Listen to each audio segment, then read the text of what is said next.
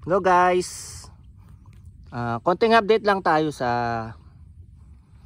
Black Giant natin na Marcoted. Bali ito almost 2 weeks na siya nung hinarvest natin sa mother plant. Tsaka natin itinanim sa 16 liters na balde ng pintura. Yan.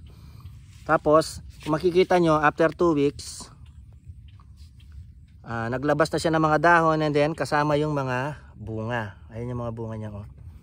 Kaya itong kaibahan ng Marcoted sa seedlings. Yung seedlings kasi pag tumubo siya, may kasamang bunga. Yung bunga na yun hindi naman talaga magtutuloy at matatanggal pa rin siya.